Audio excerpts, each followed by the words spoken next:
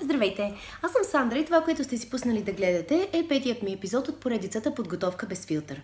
В предния ми епизод ви показах как аз успявам да съчетая работата ми с подготовката. Но милото ми братче ми сподели, че гледайки такова видео никога няма да започне да води такъв здравословен живот. Защо? Защото било трудно. Не е лесно, но в крайна сметка моето състезание чука на вратата, така че нямам много избор. Има някои неща, които вие може да промените сега, за да може наистина живота ви да бъде много хубав и да се подготвите, да кажем, за лятото. В крайна сметка, не се натоварвайте много. Винаги е лято някъде. И ако искате, може да преместите морето и през ноември. Пак ще бъде хубаво. Нека да започнем с моите идеи, какво може да промените, за да изглеждате и да се чувствате добре.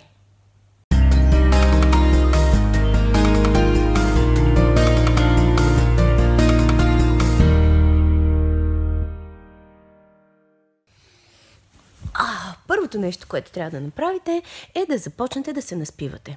Всички го знаем. Всички знаем колко е важен съня, но не мога да разбера защо всички заспиваме късно. Колкото и да се старая, аз много трудно заспивам преди 12. Но започнах да се старая. Много сериозно. Христо Мотавчиев казва, че за да може да заспи на време, той си ляга с единствената цел да заспи и да спи. Значи, не си ляга, за да си цъка на телефона, не си ляга, за да чете книга, а си ляга, за да се наспи. Доста добра идея. Другото, което аз започнах да правя е, сложих си лимит на телефона. Да не мога да го използвам след 12, за да спя. Работи, между другото, ама само за след 12. Другия ми съвет е да ядете. Много мои приятели се оказва, че всъщност изобщо не се хранят. Няма значение дали е здравословно, дали е по определен режим, просто трябва да се храните. Правят голямата грешка да не ядат цял ден и вечерта да се надумкат като прасета. Факт. Като съм застанала така, ето ми го бицепса. Да, идеята ми е, че няма никакъв проблем да си вземете 2 кутии с вас и да отидете навънка. Когато дойде време за хапване, се хапва. Не е странно. Това ми е идеята. Бъдете по-активни. Вече времето навън е хубаво и нямате оправдание за това да си седите вкъщи, защото е студено и не можете да излизате. Не е нужно да е някаква луда тренировка. Просто, не знам, излезте на разходка или пък излезте да играете в федербал или табла в парка, примерно. Каквото и да е. Просто излезте и бъдете активни.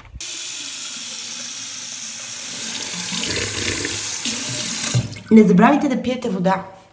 Знаете, че тялото ни е изградено от не знам си колко процента вода. Доста голям процент.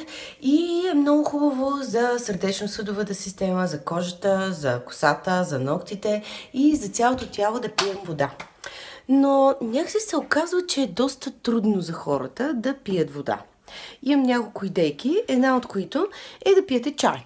Ама не е някакъв такъв купен никакъв чай или студен чай, а чай направен от вас, с вода.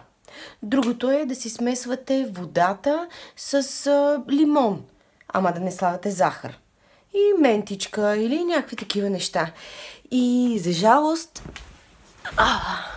бирата не е вода. Има много вода, но не е вода. И последното нещо, което е най-важно според мен и без което дори да правите всички други неща, всъщност няма как да тръгнат нещата, е майндсета.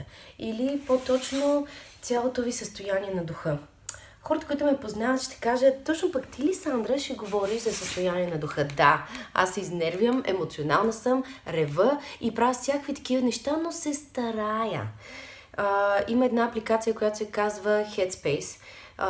Тя е за медитация. Примерно, това е вариант. Може да медитирате и така да се успокоявате. Също така е много хубаво да правите неща, които ви правят щастливи. Примерно, аз обичам да яздя. И от време на време, като отида да язда след природата и всичко ми се прочиства. Така че помислете си кои са нещата, които ви правят наистина щастливи и така можете да се чувствате по-добре. И така ще върви всичко. И ще отслабвате, и Боже, звуча като някоя луда, но наистина е така. Това бяха идейките ми, които ако промените в живота си, ще се брои все едно водите един здравословен начин на живот и, често да ви кажа, мога да си ви обещая, че ще се чувствате по-добре. Само да обобщим.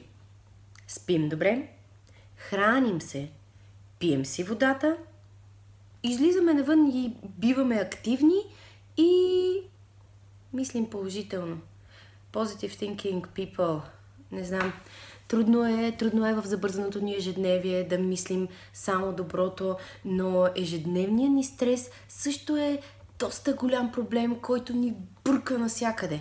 Затова чил. Всичко някога ще се нареди и всички ще бъдем щастливи. Все в един момент. Няма избор. Това беше моето видео. Надявам се да ви е било забавно. Значи, сабскрайбваме, лайкваме, шерваме. Разбрали сме се. Това е. Чао! Щастливи! И един бонус. Не забравяйте да правите неща, които ви харесват. И да правите неща за вас. Ето, аз, например, дойдох в The Barbershop. Момчетата. Всъщност на 30 аз ще пея тук, така че ако искате, може да дойдете да гледате и да слушате и да си направите една готина прическа и на брадата, и на косата, и на всичко, на което може да си направите прическа.